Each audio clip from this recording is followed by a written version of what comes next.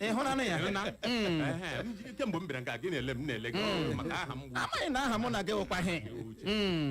Anyị na-ekele ndị Eko FM. Otu a. N'ihi ohere unu nyere anyị. Ime ka anụ esi na igwe ozi unu n'aha ụmụnkwọ anụ. Otu a. Ọ na-agbalị ala. Otu a. Anyị si Chineke onye tiri ọmụma dị ocha n'ime unu. Ya ga n'ihu n'ịgọzi unu. Amen. Ụmụnna ndị ụmụnkwọ ma ndị nọ n'ụlọ ma ndị nọ n'ama geenụ ntị ọfụma.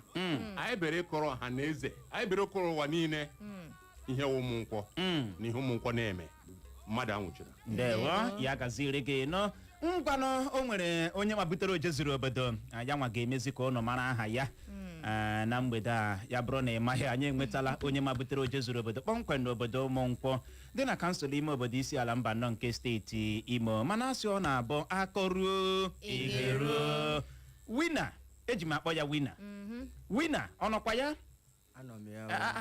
n'okwu ka wina ọ bụrụ na otu a ka isi tie mkpu mgbe ị mabutere ya bụ Ojezuru Obodo ngwanụ gbapụ ya ọsọ gwa ọha na eze aha gị. Aha m Amarachi Sistus Izim. Abụ m onye Ụmụnkwọ. Ụmụokoro Ụmụnkwọ. Ndewo. Ajụjụ mbụ ga-abịara gị na mgbede a. Kedu ihe ị gabigara tupu gị mabute ya bụ Ojezuru Obodo a?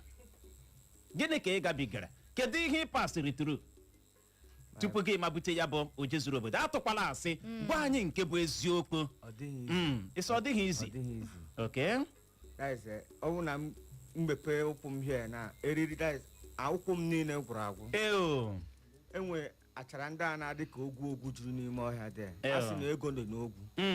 Trutru ego dịkwa n'ogwu. Ego dị n'ogwu. Kedu kwanụ ka obi dị gị mgbe ị bịara bịa mabute ya bụ Ojezuru Obodo? Obi jupụtara m n'aṅụrị. Because emeghị m expect na m ga-enweta that day, but ekele niile dịrị Chukwu that day.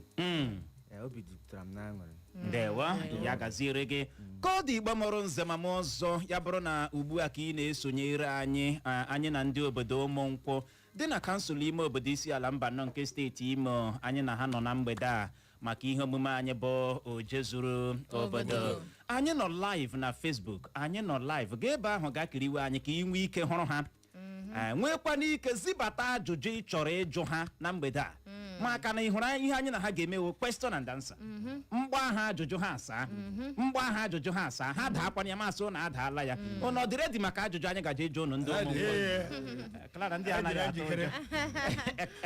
Ngwanụ ka anyị malite n'aha ụnụ Ụmụnkwọ. Kedu ka esi akpọ ya? Ọ bụ Ụmụnkwọ ka ọ bụ Ụmụnkwọ? Ama m na-aghọta nye ndị na-anụtụbeghị aha obodo a, ọ bụ Ụmụnkwọ ka a na-akpọ ya ka ọ bụ Ụmụnkwọ?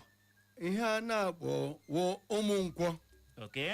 Ụmụnkwọ nọ n'ISIALA MBANO. Ụmụnkwọ. Ihe a na-eji akpọ Ụmụnkwọ wụ na aha anyị bidoro na Nkwọ. Nkwọ ahụ kwanụ Nkwọ so ebileri nne atụrụ. Okay. Ihe ejiri mara anyị na mba niile dị iche iche wụ anyị wụ ndị pụrụ mpụ n'ala. Ya bụrụ na gọọmenti asọwa Ancient Kingdom. Okay. Aha Ụmụnkwọ bidoro na Nkwọ. Onweghị ihe chiri na Ụmụnkwọ na Nkwọ na-abaghị uru. Ụmụnkwọ bụrụ uru n'ihe niile. Anyị zachighị ike, obi chikwara ya n'ike. Nke ọbụla kpụrụ anyị aha Ụmụnkwọ, anyị na-azachi ike. Ọ ihe na-ejiri mụrụ Ụmụnkwọ. Otu a ka ọ dị ya bụrụ na ị na-esonyere anyị na Facebook, ị ga-adị na-ekiri ihe ka Ụmụnkwọ dị maka na anyị ji kamera anyị kọvachaa gịnị ihe a niile mgbe anyị gara Ojezuru Obodo ebe ahụ. Unu ga-ahụ ya hụ na m ebe Clara na-aṅụ mmịngwọ. Ọka ị na-aghọta ahụna m ya. Obodo unu mara mma ndị Ụmụnkwọ. Obodo unu mara mma. Ajụjụ ọzọ wee bụrụ kedu obodo ndị gbara obodo unu a gburugburu? Obodo ndị unu na ha share boundaries. Anyị nwere boundary. Okay. Anyị na-ata agbara. Okay. Anyị na-amara aka agbara. Anyị na-ama ụzarị agbara. Okay. Amara akụ ama ụzarị. Ama ụzarị. Okay. Anyị na-agbaje agbara. Agbaje, that is Nwangele local government area. Okay. Okay.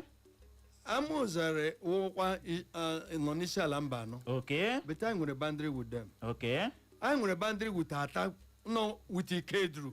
Ikedru local government area by Umudim and Ata. ndị ahụ ndị a na ha share boundaries.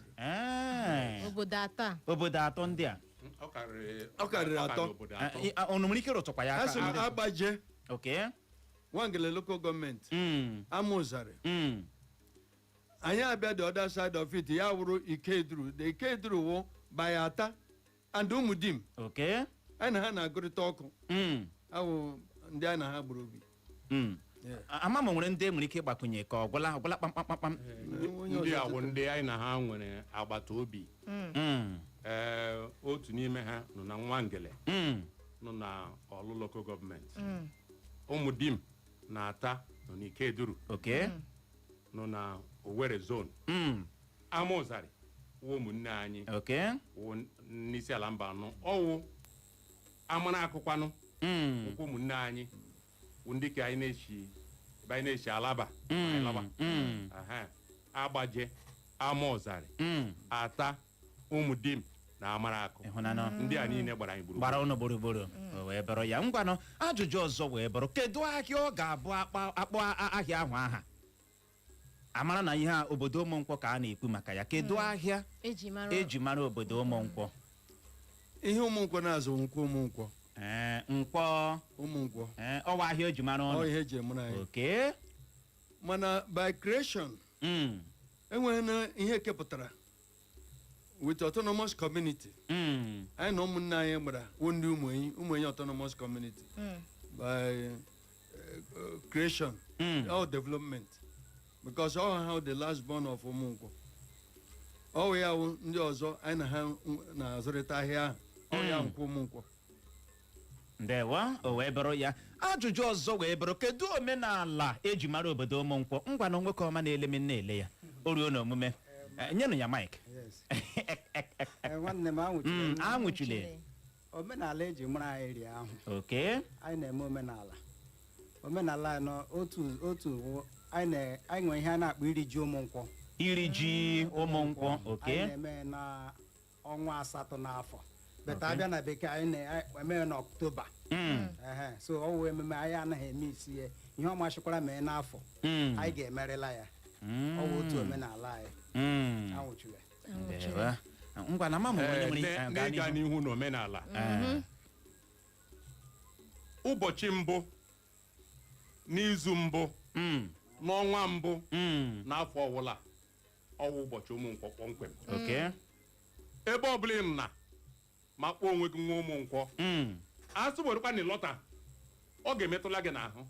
So UMUNKWO niile na ozugbo na-agbakọ n'ụbọchị ahụ iji si Chineke imeela maka idem ụmụ UMUNKWO niile ndụ. Anyị agaghị bido afọ ka gara aga ruo na njedebe wee bata n'afọ ọhụrụ. Okay. Ọkwa otu n'ime omenala eji mara obodo a UMUNKWO. Anyị na-akpọ ya UMUNKWO Day. UMUNKWO Day. Ka ọ dịkwanụ nye ndị na-esonyere anyị na Facebook unu ga-ahụ o nwere ofe ekupụtara ebe ahụ ugbu a ma atọrọ ọnụ. Mmiri na-anọ n'ime ya. Ofe ọkọrọ ka ofe ụtara akwụkwọ. Nwere ndị midi anyị a. Anyị nwere ofe ndị ejiri mara, anyị nwere erimeri ndị ejiri mara UMUNKWO. Kemgbe wụ ofe ụtara akwụkwọ a. Okay. Ari ihe na-anọ n'ime ya. Ọgwụ mgbe unu na-eri ọnụ hụrụ ma ụgbakala ma ụkwụrụ ma ejula ma anụ niile dị iche iche nọ n'ime ofe. A na-eji ya egwu egwu n'UMUNKWO. Ewepụtala ofe unu leenụ ya na TV ebe ahụ ka ịhụna ka esi egosi ya. Ndị na-esonyere anyị na soshal midia Facebook leenụ ya. Mgbe ọ bụla ofe ahụ pụtara ga-emara na UMUNKWO ọwụ otu ọ dị. Anyị nwekwuru ihe ọzọ a na-agwụ akịdị. Okay. Akịdị agwụrụ agwọ. Akịdị a na-eji ụgbọ agwọcha ya. Aga ị na-eri ya ga-emara na iri gị. Ama m na ọ nọrọ iri eri eche. Akịdị. Ejiri mụrụ UMUNKWO wụ nkwụ. Okay. Ma mbụrụ ya maka asụrụ asụ eji emụrụ UMUNKWO. Anyị sikwere nga ahaza aha. So ịbịa na UMUNKWO a na-etu nkwụ etu. Anakwa na-etu mma na-etu. N'ihi na nkwụ wụ ihe eji mara anyị. Otu ndị bekee na-asị nwunye na-akpọ logo anyị wụ nkwụ. Ọwụ ya wee ebe anyị cheziri aha na-akpọ UMUNKWO. So ịbịa ihe ndị a niile anaghị achọ ya achọ na ụmụnkwụ anyị nwekwere na egwu ndị dị iche iche ejikwere m na ụmụnkwụ ọ nọcha ya anyị nwere ekpukele ọwa ahụ ego nke ahụ pụtara esi ahụ wee ekpukele ama ma ndị midia anyị ga-ewepụta ha ebe ekpukele ahụ ka ọha na eze ndị na-ekiri anya na Facebook nwee ike hụ ya bụ ekpukele ịgba gị nwere ihe m hụrụ obi n'isi ụjọ abịa n'elu ya ekpukele awụchago ama m na aghọta ọ ma egwu agba jagajagadagadaga o nwekwara nke ọzọ egwu ọzọkwa eji mara enwere egwu ọzọ eji mụrụ ụmụnkwụ egwu nke anyị na-akpọ owu owu egwu ọzọ eji mụrụ ụmụnkwụ kama na owu echie ihe mere ọpụta n'ihi na ihe na-eji ebupụta ya apụta ọrụ mgbe nwere ote ọbịbịa ọ na-achịrịrị so emechaghị omenala na-eji ebupụta ya so ya mere ọpụta mgbe ọzọ unu ga-ahụkwa ya o nwere ajụjụ ọzọ anyị chọrọ ilu unu sailuwe ngwana ajụjụ ahụ wee bịara o nwere ihe unu na-ahụta dịka arụ dịka tabu n'obodo unu uche obodo ọwụla n'ala Igbo na-enweghị ha na-akwa arụ obodo ka ahụ gwụrụ agwụ eziụka na ụmụnkwọ so igbu ọchụ ịmaghị igbu ọchụ igbu mmadụ ọ wa arụ n'obodo ụmụnkwọ mmadụ ịkpọrọ nwanne ya laba ọ wa arụ mmadụ ịkpọrọ nwunye nwanne ya laba ọ wa arụ mmadụ imefu igbochi ọkụ nwa nwanne gị nwa onye agbata obi gị dibịa gara ya gị ga-achọ otu ihe ị ga-eme ka nwata ahụ ghara ịlụ di ọwa arụ ndị agwụcha arụ ụmụnkwọ so ya nsọ a na-eme gị mee na ụmụnkwọ ga-akwụ gị ụzọ a ga-ata gị ahụhụ ahụhụ dị ka gịnị ka e nwere ike ite onye ahụ ahụhụ dị ka ịkwụ ala ịkwụ iwu iso onye a n'ihi ihe ọjọọ na ị mere si na ụmụnkwọ pụọ ịba n'isi mmadụ umere gị ga-anọ ihe dịka ọnwa ole ma ole ma ọnwa afọ ole ma ole dịka ntaramahụhụ n'ihi ihe ọjọọ ahụ onye ahụ mere ihe ndị a na-emezi onye ọbụla awụ nwa afọ ụmụnkwọ ma ịnụ n'ụlọ ma ịnụ n'ama chọọ ime ihe nwa ọnwụnwa ime ọdị ihe ya echeta ntaramahụhụ a ga-enye ya ntaramahụhụ a ga-enye ya ewepụ aka gị nọgodo na mba mee ihe ụmụnkwọ mata mgbe ọla ịlụ ụmụnkwọ ị ga-ata ahụhụ ya a na-agbata ya n'ọsọ ihe ahụ mere nke ọbụla nwa ụmụnkwọ na-awụ ihe nye ọchịchịrị nwa ụmụnkwọ na-awụ onye ndu nye ndị ọzọ nwa ụmụnkwọ na-awụ onye nkụzi nye ndị na-amaghị ma ị nọ n'ụlọ ma ị nọ n'ama anwụchule ka ọ dị o nwekwara ajụjụ ọzọ anyị chọrọ ịjụ unu ajụjụ ahụ wee bụrụ o nwere nri unu na-anaghị eri n'obodo ụmụnkwọ a na-ekwu okwu ya nri ọ ga-abụ ebute unu edufe ihu si mba anyị na-asọ nke a n'obodo anyị o nwere nri unu na-asọ asọ oke FM ọ na-eso nri etinyere nshi adịghị ụmụnkwọ na-eri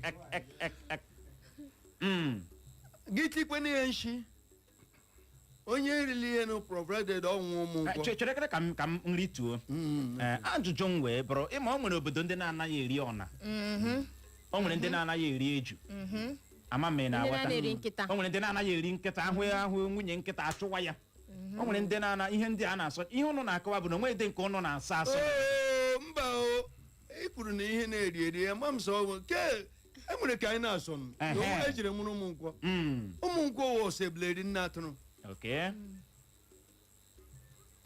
ihe ụmụnkwọ na-eji asị ha wụ osebleri nne atụrụ enwere ihe na ndị ebele mekọrọ ụmụnkwọ bili ije ha hụ ebele ha gụọ ihe ha na-aga ha hụ ebele ha nụrụ ya mana nne atụrụ pụta eri ejiri ebele mara ụmụnkwọ gepụta na mba ama nwe n'isi ala mba na any place anyị nwere ike pụta n'ụzọ ihe anyị na-eji enwe ekele wụ gị hụ nwanne gị ọ maghị onye wụ gesi ọsọ ebele ya tọọ na ọ ga-ama na ọ nwanne it belongs to you asọsọ ebele our password Okay. anyị na-eji egwu egwu because ihe nwanne m nwoke kwuru nga awụ ihe ọbụla wụ ihe arụ anyị na-eme Okay. ana ebele a na-achụ arụ ọ ihe anyị na-eji aga ọgụ Otu a. Ndewo. O wee bụrụ ya ngwanụ ka ọ dị ajụjụ ọzọ anyị chọrọ ịjụ unu wee bụrụ ịlụ nwaanyị n'obodo unu ọ dị oke ego kedu ka unu nwere ike iji nwayọọ kọwara ọha na eze ka unu esi alụ nwaanyị n'obodo unu maọbụ ka esi alụ nwaanyị n'obodo unu lele ke ha na-enye nsogbu ọha na eze na-ege ntị o biko bịawa Ehe. gee nnọọ sadụ ka iji nga bịa ụmụnkwọ unu ga-alụnyekwa onweghị ihe na-akpọ caliber of human na ndị gụrụ akwụkwọ enweghị ibin gị nwa ibiri ụmụnkwọ enwere anyị nwere igolo anyị jiri sị dịka elihi na-achịkwana enwere ihe mkpụrụ agbasịrị ị ga-anọ n'ụmụnkwọ enwere ihe mkpụrụ mata isi unu kpọpụtara anyị ụmụ nwaanyị unu ndị nke nwoke nọ na-asị ka ụmụ nwaanyị unu ka anyị hụ ha ka a mara ma anyị ga-eke ụmụ nwoke anyị ụmụ nwaanyị ụmụ nwaanyị bịara abịa ụmụ nwaanyị ndị bịara n'ụmụ ndị lụrụ ndị nke na-alụbeghị ihe unu na-akọwa bụ na ọ naghị efu mmadụ oke ego ịlụ nwaanyị n'obodo ọ na-efu ego and ọ na-agwakwa n'ahịa akpọpụta ụmụ nwaanyị ama ma uche ihe n'igwe ọkwa gị mere eji akpọpụta ahụ ihe uzuru mba uche ịma na enwere obodo ọnụnụ ịga ịlụ nwaanyị n'obodo ha enwere ụzọ akwụkwọ 3 ka 4 Okay. na 5 na-ewepụta ma abịa ịlụ nwaanyị Otu a. ebe asị ka ewu ke ndị gara yunivasiti ka ewu ndị gara kọleji ka ewukwanụ ke ndị praịmarị ka ewu ke ndị wụ dọkịta ka ewu ke ndị wụ nọọsụ ọ dị otu ahụ na ụmụnkwọ Okay. agwara m ọgọ m nwoke onye ala ada m nwaanyị si agaje m eko FM chite 5 gewe ntị ọnwụ nke ọnụ ugbo ama m na oge ge ntị ọ ga ihe mkpuge ọnwụ na ọwachi ya lọta ya sị m mpana m garuo eko FM tọ ada m nwaanyị alụ ya Arọchukwu mgbe ndị Arọchukwu bịara abịa lụcha ada m nwaanyị n'agbanyeghị ihe niile ọ gụrụ n'akwụkwọ onye nduhe ekwe m n'aka si m ọgọ obodo anyị dị mma ọbịbịa na ya laruo ya ga-ama ọkwa n'obodo ha sị nwa okorobịa ọbụla a chọrọ ịlụ nwaanyị buru uru na-agaghị enye ntaramahụhụ ma ọ lụọ nwaanyị ọ bịawa ụmụnkwọ ihe m gwagaga ugbu ama m na ọgọ m nwoke nga ọ na oge ge ntị Otu a. maka ama m na ọnụ Klara ụjọ ọbịala gị. nga ọ na ugbo oge ge ntị a sị m ya gee ntị na ọgọ m nwoke gaje Eko FM. Eko FM ị ga-aga kwuo ihe gbasara ụmụnna m so uche kemgbe ị na-egbago Clara n'ahụ ọnwụ na igwu mmiri anaghị adaba gị bịawa ụmụnkwọ ego agaghị awa okwu ego agaghị esere anyị na gị naanị otu ihe onye ụmụnkwọ ọbụla kere nwa ya dị na-achọwụ ọgọ m lekwe nwa m lejere m ya anya nwa m lekwe di gị lezere m anya ọgwụla onye onye ụmụnkwọ na-adị otu a m na ugbe ada m nwaanyị kemgbe afọ 3 ka anyị na di ya gbara akwụkwọ mhụ ya obiọma akpa m ụmụnna m dị ahụ nkwado ọgọ m nwoke obiọma akpa m maka ahụ dị ya mma nwa a mụtara ahụ dị ya mma mgbe ọ nwere ịhụnanya na di ya anọghị n'egwu na ọchị so ọwụ ya wụ ihe onye ụmụnkwọ na-achọ ego eji anaghị eji oke ego alụ nwaanyị na ụmụnkwọ mana ụmụnkwọ sọkwa isi azụ ụlọ abịa isi na windo nwata nwaanyị dị mma na ụmụnkwọ gbagbudo agbagbodo bịawa si ibiri ịlụ nwaanyị ma ihe enweghị ka iji anyị nyere gị aka anyị ga-enyere gị ahụhụ na anyị ga-ebute akụnụba bi gị kama na anyị ga-eme hụ na ihe ghara gị mma ị nwetara ya otu a ajụjụ ọzọ wee bụrụ o nwere ụbọchị ndị ụmụnkwọ na-anaghị aga ubi o nwere ụbọchị a ga-asị ụbọchị dị otu a ụnụ anaghị aga ubi ụbọchị ahịa ma ọ bụ nka o nwere ụbọchị ụnụ na-anaghị aga ubi Eko FM ọ na-anwụchile. Anwụchile. Ịhụ na ote ụmụnkwọ shiri dị very universal from time. Ụmụnkwọ ga ọrụ eshi eke ege eshi afọ ege eshi orie mana e nwere shi na-akpọ ahịa na-akpọ orie amaraka ya eruo eshi ahụ onye ọbụla ga-agara ahịa gaga zụrụ ihe ọ dị amabido ha ọrụ imepụrụ ike gaa n'ụlọ gị gaa n'ọrụ anyị enweghị mmabido ọrụ anyị na the whole week anyị na-aga ọrụ. Kedu kwanụ ụbọchị mmadụ nwụọkwa ụnụ na-ebukwa abụọ gawa ọrụ? Ee, mba na nke ahụ n'ihe metụtara mmadụ niile a na-edome ka ahụ nsọ gị so ihe ịpụ ihe hụrụ n'ọrụ esoro n'bịa lie gị ebe na ịchọghị ili mmadụ gị sorokwa na elie gị. Ụmụnkwọ n'ihe gbasara omenala obodo in fact mmadụ nwụọ n'ebe ụlọ anyị a na-atụchi mma ya ihe ọbụla wa ahịa nwe onye ga-aga ahịa that day ihe niile wu a ga-elicha mmadụ before the next day before mmadụ si ya na o nwere ebe ọ na-aga and some will go by permission because elicha mmadụ obodo ndị ka ụmụnkwọla ndị ọzọ nọ ha akwa na ngụma esepere onye ọbụla alake because ịnọgide onye nwụrụ anwụ ime ya ka ndụ ya ndị kere ndụ ya gbagokwu. Ndewo. Ka ọ dị ngwanụ gaa n'ihu nwaanyị ọma. Ọzọ dịka ibe ya o enwere ụbọchị ndị ọgọ na-abịa alụ nwaanyị n'obodo.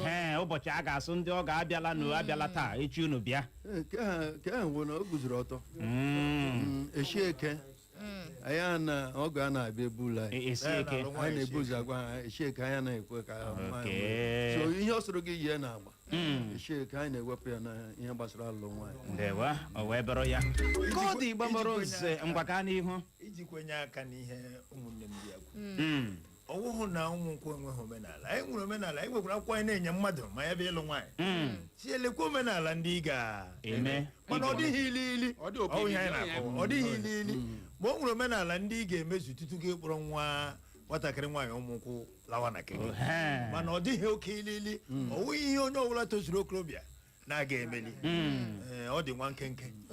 Uche na-anụ. Okay. Clara, what do you mean? Osulege now. Ka ọ dị Igbo mụrụ nze ma mụ ọzọ anyị ajụọla nke anyị gị bụ onye na-ege ntị ngwanụ o nwere ajụjụ ị chọrọ ịjụ ndị ọbịa anyị ndị obodo ụmụnkwụ dị na kansụl ime obodo ISIALA MBANO nke steeti Imo na mgbede a bulie ekwentị gị kpọwa akara ekwentị ndị abụọ 0911 20,022 0911 20,022 maọbụkwanụ 0707 454-1014 0707-454-1014 ma ọ bụ gị gaa na Facebook anyị nọ live ebe ahụ ka ị nwee ike kiriwe anyị live gị nwekwana ike zibatara anyị ajụjụ gị kedu ajụjụ ị chọrọ ịjụta ha na mgbede a zibata ozi gị mgbede ọma ewo nke a kụchapụla ọ gịnị na-eme ị ga-agbalị kpọghachie ka ị wee nwee ike jukene ndị obodo ụmụnkwọ ajụjụ ị chọrọ ịjụ ha mgbede ọma ikuku eburula bata 18 ọ gịnị na-eme kpọghachikwa ọ n'ebe ahụ na mgbede a mgbede ọma ndewo kedu onye na-ajụ ajụjụ aha gị ọ bụ gịnị ihe m chọrọ ịjụ ha bụ ha na ndị ekwe di ọgbara ha na ndị ekwe di ọgbara ha na obodo ekwe di m ajụjụ m chọrọ ịjụ ajụjụ gere mma ụmụnkwọ na-ekwe di mgbara mana mgbe anyị kpọrọ n'aha ọ na anyị kpọrọ ama ụzarị mana anyị hụ na by creation enwere ekwe di m autonomous community a na-agbara. Okay, ndewa ka ọ dị o nwere ajụjụ bịara nnọọ dabata na Facebook anyị bụ nke a si n'aka Uche onye mamale ọ sị gịnị bụ aha eze ndị ụmụnkwọ ndewo anwụchule aha ndị eze ụmụnkwọ anaghị achọ ya achọ. Okay, eze anyị wụ ama m ka m ga-esi kọwaa ya hụrụ na ya mege m ọnụ eze anyị wụ onye ama ama. Okay, ama ya awụghị n'ihe ọjọọ ọ n'ihe ọma kwa ọ n'ihe ọma. Okay, eze anyị nwa okorobịa na-eji aga mba ya pụta gị hụ ya agụrụ mmadụ agụnwa gị eze anyị gụrụ akwụkwọ eze anyị nwere amamihe anaghị ezo aha ya ezo His Royal Highness Eze Dr. Declan Okechukwu Izim Ọpara Nkwụ the second of UMUNKWO and the clan head of UMUNKWO ịhụkwala nọ ọwa aha eze anyị o wee bụrụ ya ịma dịka ị nọ na-akpa aha ya ahụ o nwere onye zibatara ozi na Facebook anyị ya na aha amakọkwa onye nke ahụ ọ sị thumbs up UMUNKWO Ancient Kingdom na ọ na-ekele His Royal Highness Eze Dr. D.O. Izim Ọpara Nkwụ the second dịka isi kwuokwa ya nke obodo UMUNKWO Ancient Kingdom ya bụ ozi si n'aka Prince Okerafọ ma ọ dịka ọma onye nza nke ọma ya gaziri gị nọ Prince Okerafọ ka anyị gaghachie n'ekwentị anyị ọ n'ebe ahụ na mgbede a ikuku eburula bata 18 mmadụ nọkwado ya mgbede ọma tinye ọnụ n'ekwentị gị nọ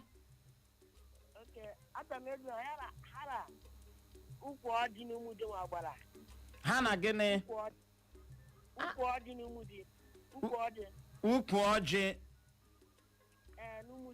n'Umudim aha gị ọkwanụ gịnị ikuku na-enye anyị nsogbu na mgbede a mana eji m n'aka na ụlọ ka anyị nwetatụrụ n'ihe ọ jụrụ mgbe anyị kụwaga ndị anyị na ha gbara anyị kpọrọ amara akụ anyị kpọrọ agbaje anyị kpọrọ ama ụzarị ya ekwedim ụlọ akụkụ ama ụzarị ọwụ na ama ụzarị ka esi kepụta ekwedim dịka onye ahụ jụrụ ajụjụ mgbe ahụ maka anyị maara na ekwedim na ama ụzarị nwanne ọ wụ eziokwu na akpaghara sham maka ọganihu obodo anyị kpọrọ ata anyị kpọrọ Umudim onye jụrụ ajụjụ si ukwu ọjị Umudim ukwu ọjị ọwụhụ obodo ọ nọ n'ime Umudim anyị kpọrọ Umudim akpọ ọwụ ọsịsa nye ihe ahụ ọ jụrụ ndewo ya gaziere gị ewo nke akụchapụla mgbede ọma Uche nna Clever ndewo ndị ọbịa anyị ndewo nụrụ ndewo aha nwụ ihe ayọrọ esi m naze n'afọ biko ụkwala iwe ana m ego unu kemgbe bọta o nwere ihe ha kọwara maka ebule a sị na ha na-asụ ebule eri nne atụrụ bọta ha kọwara ya ahụ egeteta m ọfụma dịte ihe m na-eme ha nwee ike ịkọwatara m ọfụma ihe mere ha ji ha na-ere ebule ngwanụ ndị ọbịa ova ọgọ m ama m ibetụle na UMUNKWO ọ bụ na ibetụle na UMUNKWO ihe UMUNKWO si ha wọsọ ebule eri nne atụrụ akụkọ ya o buru ibu ọ wụghị ihe na-agba n'anwụ gị berite na ndị ọgọ gị ga-ama ihe na-agba UMUNKWO si ebule eri nne atụrụ and ji aga mba and UMUNKWO nọ na mba dị iche iche mgbe ha sị gị na anyị na UMUNKWO so ebule eri nne atụrụ it has a very deep meaning. Okay. ọ bụrụ na ị chọrọ isi ị ga-amara ihe ọwụ UMUNKWO na-eji ebele aga ọgụ ejiri ebele mụrụ UMUNKWO ọkwa ihe anyị na-eji aga ọgụ asị m gị ebele bilie UMUNKWO ebiliele ebile nọrọ UMUNKWO anọrọ ihe mana ọnwa ọgụ UMUNKWO gara na anaghị egbu inu ọ wụ ihe UMUNKWO ji eso ha wọsọ ebele eri nne atụrụ ya emebeghị nke ahụ ọ dịkwa ahụ a ji ekute kuru mmiri ịnụna ka awụ a ga-eme ngiri mmiri ihe awụ eliwe abụrụ ịnụna ka ọgụ okorobịa ọgụ pam ọwụ ihe UMUNKWO na-eji anyị nwere mmadụ anyị gakwa na ihe ọbụla ebe ọbụla anyị gara anyị na-anamata anyị na ndị mmadụ na-adị na mma bikọs ihe anyị na-asọwụ ihe ọjọọ anyị anaghachụ ihe ọjọọ obodo ọbụla anyị na ha gara ma oge ọlụlụ nwanne anyị otu ịlụ iwu nwanne ọgụ anyị anyị na-aga ede na mma anyị na-aga aghọla nwanne anyị na-aga agbala obi anyị aga eme gị ihe ọjọọ arịrịwe gị tuku anyị ga-abịa ọ ihe ya esiwe ike anyị na-ebule ya ahụ ga-enwe ya ọwụ ihe ọwụ atụwa ka agba ama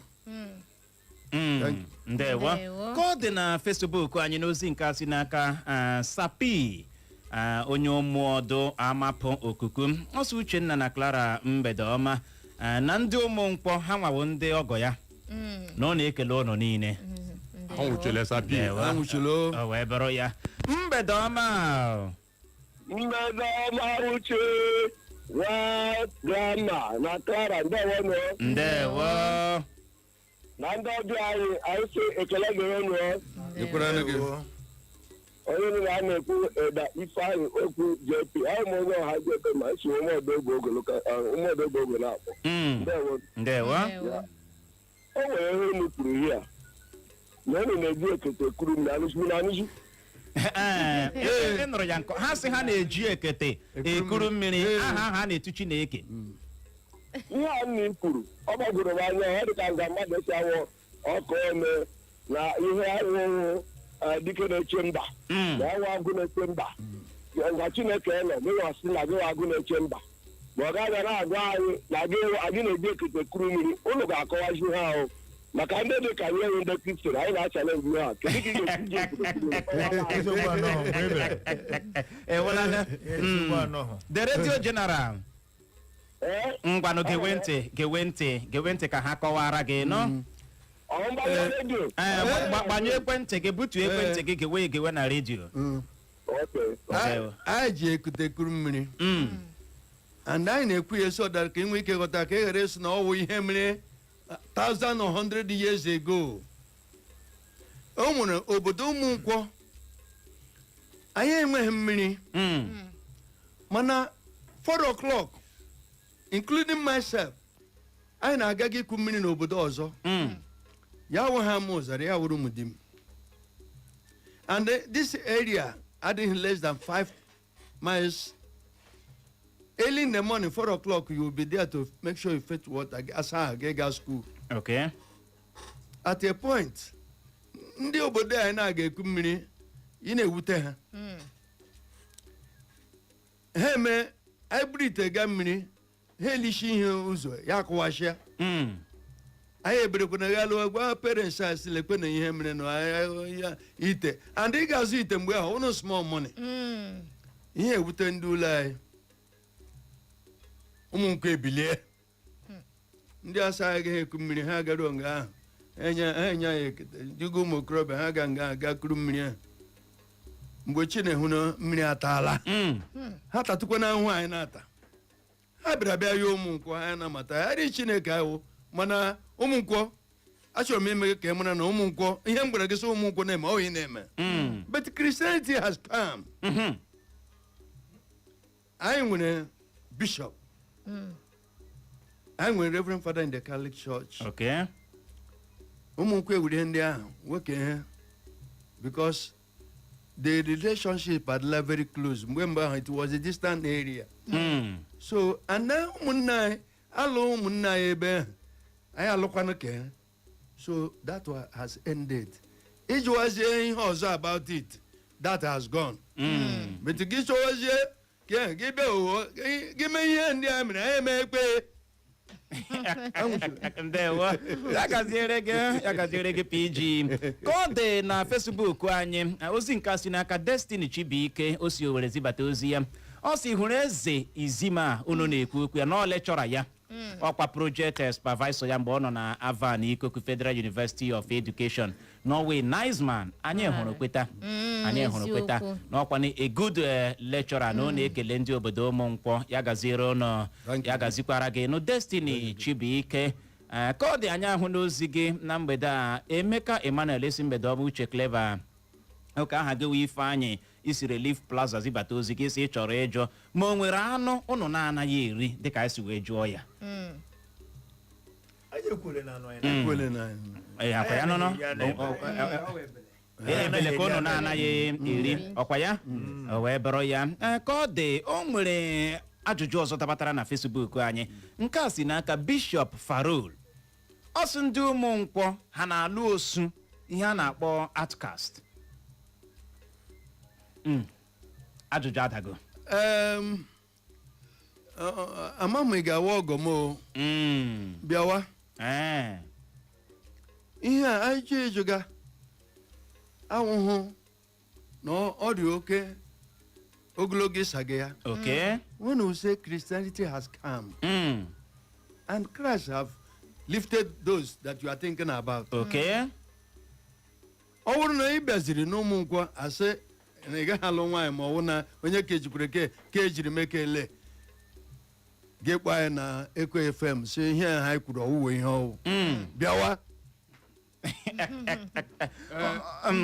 gaa n'ihu nwoke inye aka n'ihe ọ sara ahụ m onye Ụmụnkwọ alụrụ m nwaanyị n'Obowo chite Ụmụnkwọ ga Obowo dị ọtị ọ dị anya mgbe m gara lụọ nwaanyị agaghị m jụwa ọwụ osu ma ọwụ ume maka onye ka m nwere ebe m ga-ajụ ajụjụ izuru mba asala ajụjụ ahụ onye ahụ ọ jụrụ maka na mmadụ niile wee otu o nwere ajụjụ ọzọ dabatara nnọọ na Facebook anyị agbara m ụnụ na ajụjụ ka nkọ ụnụ sị njụwa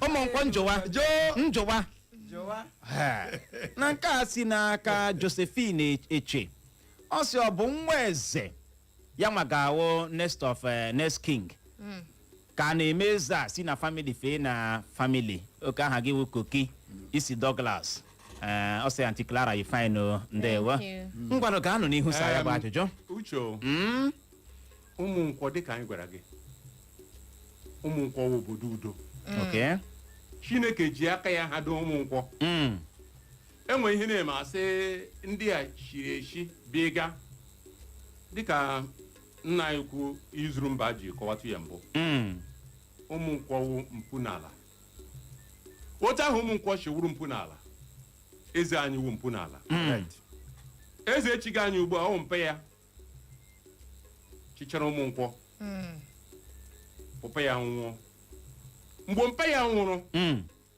ọ ka togebe etoge mgbe ahụ ọ nọ Avad ọ gụchabeghị Ụmụnkwọ enwe ndidi ya agụlitetu mgbe ọ bịara agụlitetu gbagolitetu n'ihi na ọ wụ mpụ n'ala enwekwara onye ọzọ bịa zọwa ya mgbe ọ bịara gbagolitetu Ụmụnkwọ elee ya hụ na ọ ga-enwele ike ijideli mkpara eze ahụ Ụmụnkwọ akpọrọ ya kpọrọ gọọmenti enye ya mkpara eze o so na ndị military administrator the last military administrator of Imo State Colonel Tanko Zubairo nyere mkpara eze ikpeazụ tupu Tanko Zubairo ala ọsịsa na ajụjụ ahụ na eze Ụmụnkwọ anaghị azọ ya azọ anaghị eroteti ọ dị hereditere onye eze anyị ugbu a echichu mgbe ọ kara jụcha ọchịcha na akara jụcha echi ọnwụrụ ọ masịrị Chineke n'ezigbo okenye ya na ọ ga-akpọrọ ya nwa ya ga-awụ onye ga-awụ eze Ụmụnkwọ ndewo ngwanụ ya gazie ka ọ dị ka anyị gaghachi na ekwentị anyị mgbede ọma ndewo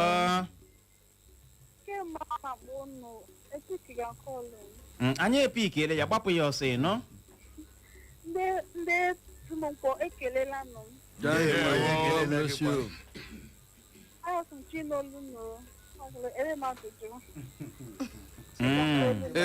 ịgbalịala ịnụ n'olu ha ọ nọ ebe ahụ na mgbede a Uchenna nwa Clever ya gazie Lara ekelela ngo mgbede ọma nwoke ọma Ụmụnkwọ pezu onu anụ wuti mkpa nna ikwu ekelela ndị onye na-ekuni maazị onye echefula m Godin na-eshi m emi na-akpọ a chọrọ m ikele gị otu i siri si ike na ajụjụ niile ajụga gị na ka isi azaga ya so zakọkwa nke m ugbu a nke mbụ i mere ka anyị mara na a na-enweghị list eji alụ nwaanyị onye gụrụ oke akwụkwọ onye agụrụ ọrụ alist niile wee otu ọkwa eziokwu nke abụọ ọnụmara ole nọ na Ụmụnkwọ ụkpara m aha m n'otu n'otu udo dịrị gị onye isi ekelele m gị ihe kwuru eziokwu Ụmụnkwọ nwere 17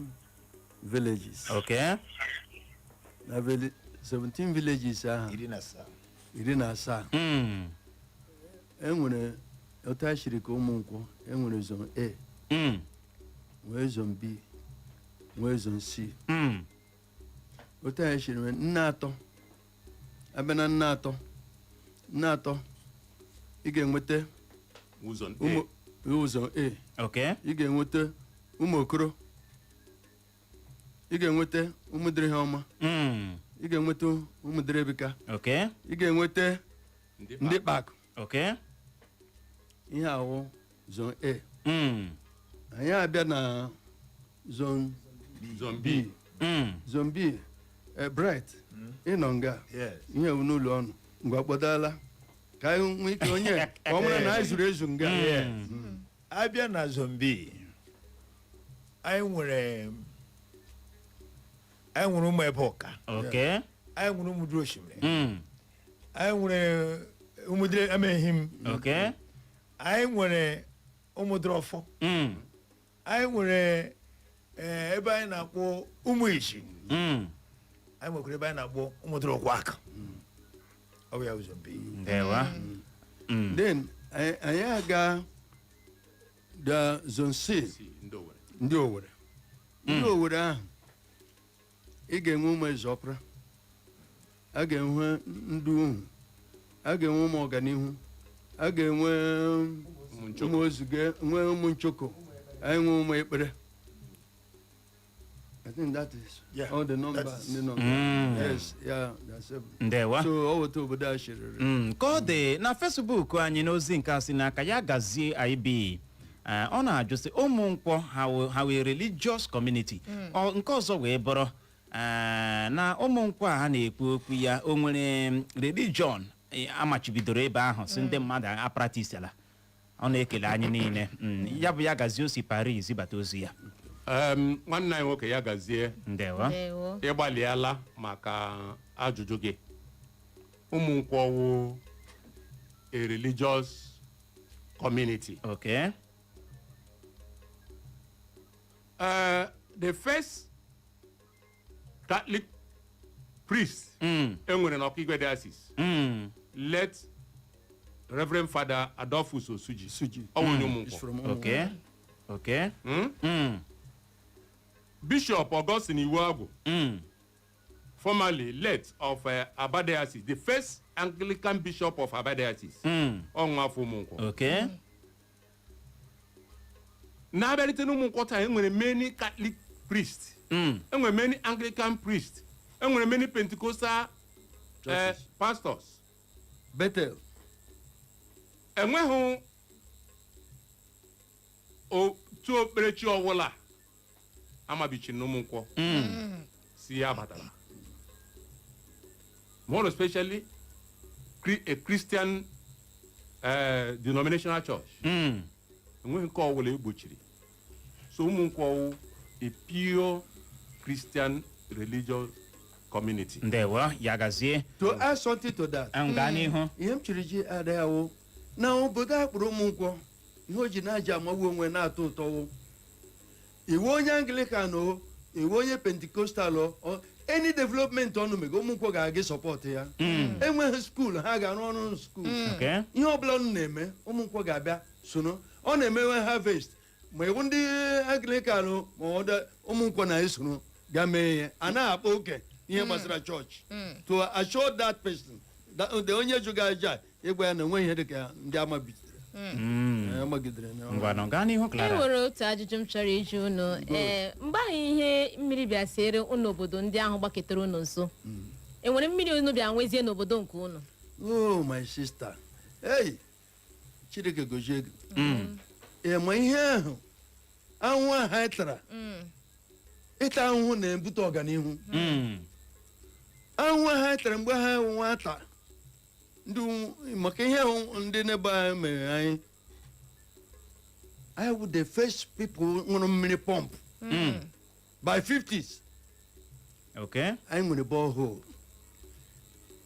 Ndị ụmụnne anyị ahụ these neighboring villages ọ wụzi na Ụmụnkwọ ka na-abịa agba mmiri. Go and ask go to Umudim, go to Amaraka, go to Amozare. Umune no Amozare. Hina be agba mmiri una ulo my because my mother one why. And I be agba mmiri nga. So all to ihe I may achieve helped us. Development. We are the first to build hall. Otenas community hall.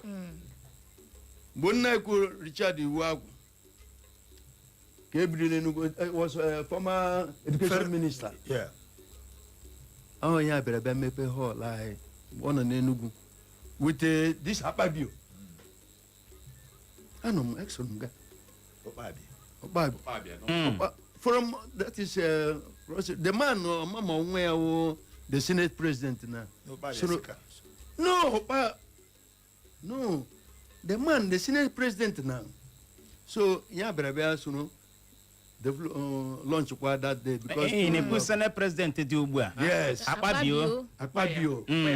The father. Okay. So no, be grace said that occasion that day. I was there. Through one night working. Honorable Iwagu, Richard Iwagu. Okay. Because all of them were, it was Eastern region that time. All of them were at Enugu. So I think it's one of the development. UMUNKWO is a place that that time and when by now. Ndewa. Thank you. Ndewa. O nwere ajụjụ ọzọ m chọrọ ịjụ ụnụ maka na oge anyị adawala kwarapụ. O nwere ihe kọrọ n'ụkọ n'obodo ụnụ chọrọ ka gọọmenti nwee ike mere ụnụ? Biko. Kia na n'otu onye ga-asa ya. Na n'otu onye ga-asa ya. Ọ dị ka ọ karịrị akarị. Ọrịa ahụ. Ngwa na gbapụnụ ya ọsọ. Abịa n'akụkọ mmepe obodo dịka nwanne m nwoke kọtaga. UMUNKWO obodo mbụ m sị gị gbaa gburugburu n'Imo steeti. Ụrụrụ hall civic center. Okay. Emepere early 50s. Okay. Ke oke nna m kwa akwuge. Honorable Richard Iwagu. Okay. Na otu nna anyị kwushi Akwa Ibom. Bịara soro bịa mepee. Ịgba gburugburu ndị anyị niile anyị gụnagaghị na ha gbara. Ọwụ na anụ UMUNKWO nwere the only girls secondary school. Mana Amanaku, mana Abaje, mana Amozari, mana Umudim, mana Ata. Ihe na-ekwu Prince Okere afọzibatara anyị ozi na Facebook. Ọ si the only girls secondary school dị n'Ọkigwe zone na ọ dị n'UMUNKWO. Ya wụ UMUNKWO girls secondary school. Ekele dịrị Chineke na ihe m kwuru onye ọzọ ezimatala ya. Otu a. Mana girls secondary school ahụ ọwụ communal effort. Okay. Ndị agadi nwaanyị weta na-efere pụta aja. Ndị ụmụ nwoke a na-akpụ blọk ọ na-ebute na-etinye n'ala. Ọ wụta ichoro ya. Okay. Nke ahụ UMUNKWO gbalịgara ya rụpụta ya n'ọdụ ọ dị taa. Gọọmenti eweghara. Nwata nwa ọkụkọ na ya nwube. UMUNKWO gbara mbọ rụta ma gọọmenti nwee skuul. Nke ahụ gọọmenti werele skuul a na-aghasa. Ụmụaka bi ego akwụkwọ. Blọks klasis emebichana. Ụmụaka na-anụzi n'okpuru. Kparị ha ahụ ụlọ akwụkwọ a. UMUNKWO Girls Secondary School. Ọwụ na-anụ skuul ụmụ nwaanyị nụ n'Ọkigwe the whole of Ọkigwe zone. Ka ahụ otu. Anyị na-akpọ gọọmenti sị ha biko. Gọvanọ na Imo steeti. Distinguished Senator Hope Uzodimma. O mee nna anyị otu ihe. Ya bịakwuo mara ihe na-eme gbasara skuul ahụ. Okay. Maka skuul ahụ dakpọcha ndị mmadụ kpọrọcha ụmụ ha kpọpụcha ụmụ ha nga ahụ. Enweghị skuul ọzọ a ga-akpọ skuul ụmụ nwaanyị ga na-aga n'Ọkigwe zone. Ndị ndu anyị n'Ọkigwe zone ha enye aka. Rịọwa gọvanọ anyị ka abịa mezie skuul ahụ maka mmanụ ji agbụrụ ya bụrụ okwuchi. Otu a. Emezie ya ọ ga-abụrụ onye ihu bụrụ onye azọ. Ngwanụ ka onye ọzọ. Abịachekwa n'ụzọ ndị ọzọ. Onye ọzọ ga-ekwu. Ebete na UMUNKWO. Ụzọ chiri Amanakụ bata UMUNKWO ga Amozari. gọvanọ Chigimo steeti ugbo enyere aka ete ya agba Okay. anyị ekelele na nke anyị ahụ ekelele ya maka nke ahụ Yes. o mere mana ụzọ ndị ọzọ enwere ndị kwesịrị iji katapila mgbe anyị wụ ụmụaka oge ruo otu ugbe ọ fọrọ ntakịrị eme krismas ma local gọọmenti ga-eme steeti gọọmenti eme Okay. at least a great ụzọ ụzọ adịtụ mma ịgba agba apart from ụzọ ahụ chere amara akụkụ ụmụnkwọ gafee ama ụzarị enwe ụzọ ọzọ na-agba agba dị mma na ụmụnkwọ Eyo. so n'ọtụtụ ihe ndị ọzọ ka ụmụnne m ga-enye aka Ndewo, gaanụ n'ihu ndị ọma. Yeah. Dịka ndị onye nwanne m nwoke kwuru ekwu chiri kwuo Okay. anyị chọrọ enyemaka gọọmenti n'ihe gbasara skuul ọ wụ naanị skuul ahụ even all the whole schools nọ adamiena Eyo. ọ bụrụ na gọọmenti agaghị emeli ihe bụ ihe ụmụnkwụ ji aka ha mụrụ otu na-eji eme ihe Akwa ịhụnanọ. ama mgbe m gaga skuul o nwere mgbe anyị na-enweghị ihe na-akpọ 6 na standard asị anyị ga-aga ama ụzarị anyị agaghị ama ụzarị gaga ịga skuul ụmụnkwụ anụ ya sị n'otu ụmụ ha ga-esi aga skuul that they should come back. We have to. From my place St. John ebe ahụ n'obere ebe m gara skuul na St. Anthony ndị ke nọ na main road asụ na ụmụnkwụ agaghị uha anya ọta ka chiri nwee ọ bụ ihe ụmụnkwụ na-eme ma hụ na obodo anyị gara n'ihu so I will suggest the areas ụzọ ndị ka anyị adị very lapidated ha bịa nyere anyị aka ọgwụgodi otu onye na-enyere anyị aka na ụmụnkwọ Maswell onye dịre it's late by this time ọ ya ga-anụ ya naanị ya na-anụ ụzọ ụmụnkwọ ya ọ ga-echi Aba bịa buru ya ya na-akpọ Aba Nigeria ya bịa n'ọrụ anyị ụzọ ahụ it's late so ugbu a anyị na-etuwo so na gọọmenti ngwanụ bịa nyere na anyị aka ha bịa nyere anyị aka because ụzọ anyị adịghị ama because anyị nwere erosion problem. Ndewo, ngwanụ ka onye ọzọ ma nwere onye ọzọ nwere ike ịgbakwunye ngwanụ gaa n'ihu ka anyị nwee ike chịkọlata n'oge abụ ezi nwanne anyị. ụmụnne m ekwutechana ya ihe ayọ m na ayọ gọọmenti enwere ụzọ ka arụga ahụ ugbu a ha biko ha monitọ ya ha monitọ because ụzọ ri anyị mkpa too much ha biko ha bịa monitọrọ anyị ụzọ ha ka enwe ike rụchapụ ya otu oshi rụchapụ kemgbe ụzọ ọ rụrụ arụ ahụ ụzọ ahụ kwanụ gịnị ọ nọkwa St. Anthony Road shi dị agawa ekpedi ma ama ụzarị in fact there is work there now so ihe a ga-eme anyị nyere aka bịa monitọ ya ka enwe ike finish otu oshi finish the first one. Ndewo, ngwanụ ya gazie ka ọ dị Igbo mụrụ nze ma ọzọ oge anyị agwụla anyị ma asị ọta mkpobido fichawa ọnụ gị mara na afọ ejuwele ya ebe ọkụ nyụrụ si wụsara ya ọwa ebe a ka anyị ga-esi ya kpọm na nnọkọ anyị na ndị obodo ụmụnkwọ nke kansụl ime obodo ISIALA MBANO nke steeti Imo na mgbede a n'oge na-adịghị anyị ga-abịazi nnọọ were ihe onyinye ruoro onye mabutere Ojezuru Obodo nye ya ewina ọnọkwa ya ya ọgbachala nkịtị ndị be ya na-asa ajụjụ a ewina akwa ịnọ ya obiọma ga-akpa gị ma anyị nye gị ihe nrite gị ọkwa ya ngwanụ kedu okwu ikpete maazị ị nwere ike ilitọrọ ọhaneze ana m ekele unu niile na-asịkwa ka ihe ọma mere mmekwere unu ọwụ ihe ọma enwe gbo m mere expect na m ga-awụ dị wina asị m obodo ọzọ ha ga-agakwa ka enwekwa wina otu m sikwa ewuru wina. Ndewo ya gazie onye ahụrụ taa ka ahụ ya echi ụbọchị nta ka achịwa na Owere nchi ya gazichara ọnụ ndị ọma ndewo ya gazie no biko anyị wụ Oliver Twist otu ọnụ bịa Chineke gawa ọnụ gatụ na-abịa kwọ m ụgwọ ndewo anyị ga-abịa ma ọ na-enwe ihe ya bụrụ ofe akpụkpọ ahụ ka ọ gịnị First January ya gaziere ọnụ ndewo ya gaziere ọnụ otu a It's the sound of the city. Echo 100.7. Please listen to this. Welcome to UMUNKWO community in ISIALA, MBANO, a land of serenity, lush green landscape, and breathtaking aerial views. Here, nature hums in harmony with tradition, a place where the sunrise kisses the farmlands and the wind whispers stories of heritage.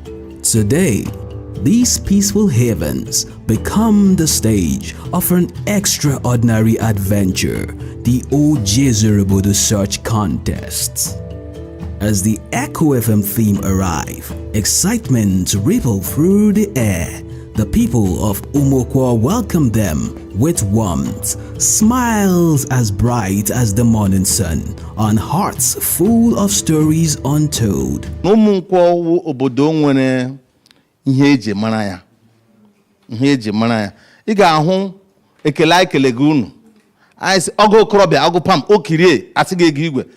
That shows you the spirit of unity and development in our community. Symbol of this community nkwụ. Ọ ihe ji buturu n'ike nkwụ ka unu hụrụkwa na ọ ihe ndị gosikwe na obodo anyị na-apụta.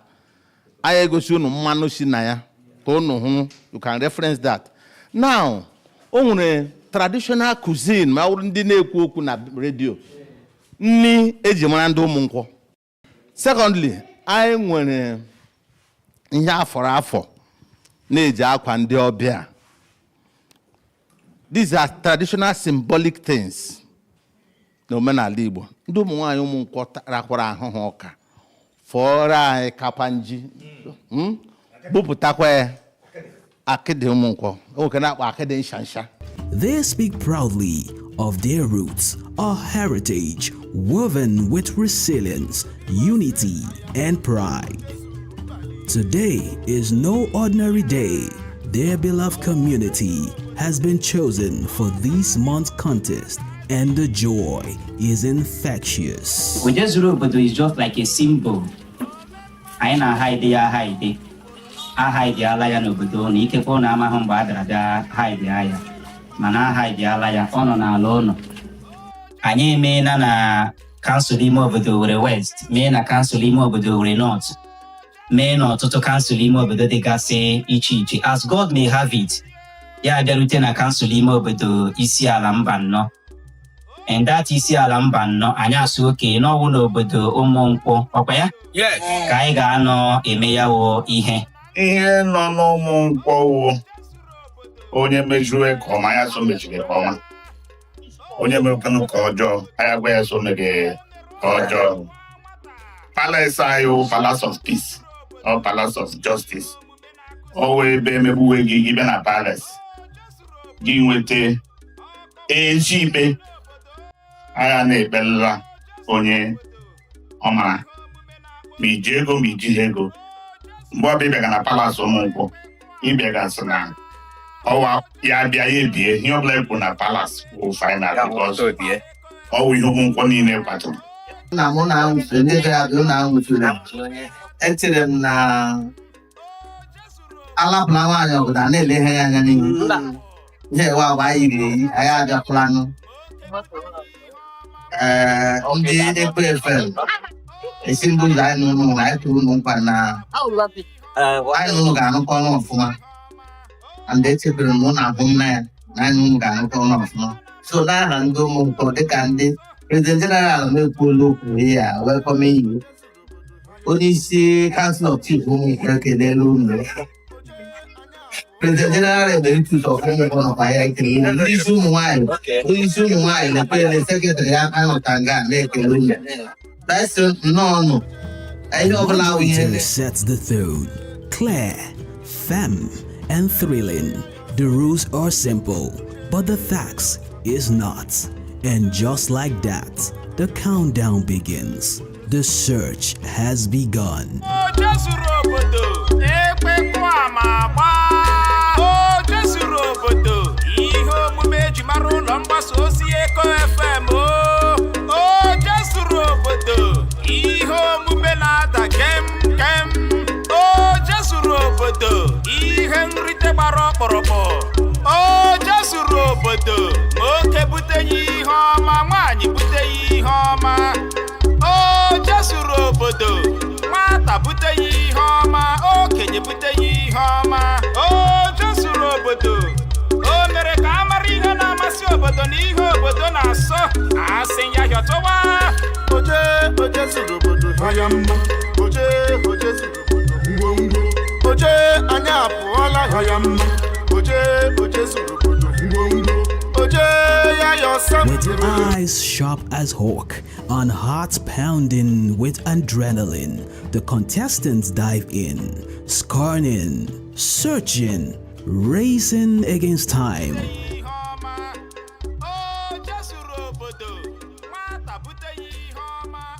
Where could it be? The question echoes in every corner of UMUNKWO community. Maybe it's here. Oh no, not again. Every step counts, every clue matters. The horns grew tense, the air thick with suspense.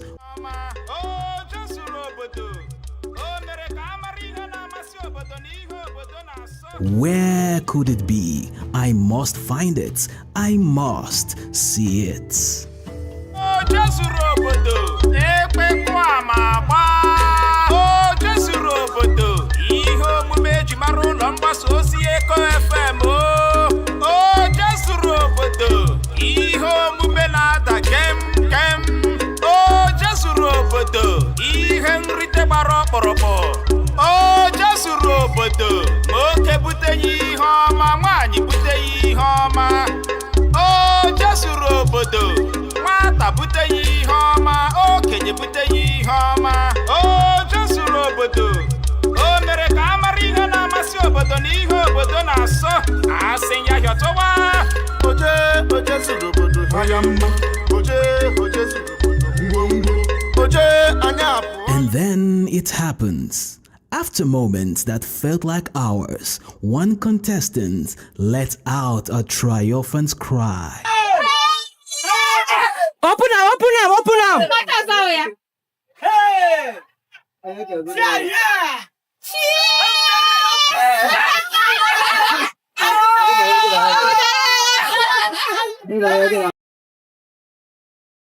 I found the treasure. The crowd rushed closer, and there it is, the hidden Ojezuru Obodo treasure. Cheers erupt, laughter dancing through the air, the joy of discovery spread like wildfire.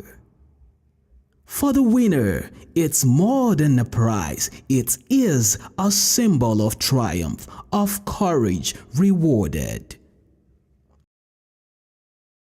The celebration reaches its peak as the king of UMUNKWO steps forward, his presence commanding yet warmed with gratitude. He commended Echo FM theme for bringing light, joy, and connection to his people. Drum roll and the women of the community break into vibrant dance, their step echoing pride, rhythm, and unity.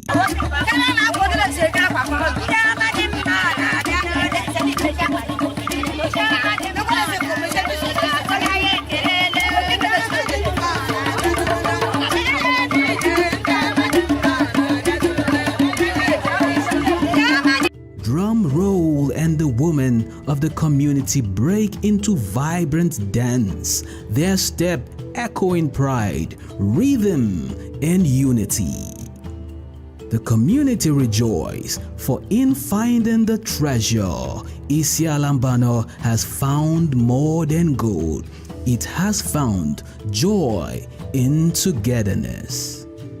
And so, the Ojezuru Obodo search in UMUNKWO community, MBANO comes to an end, leaving behind footprints of excitement, discovery, and unity. As the sun sets over the hills, one thing is clear, the spirit of adventure lives on. And until the next community is chosen, the search continues.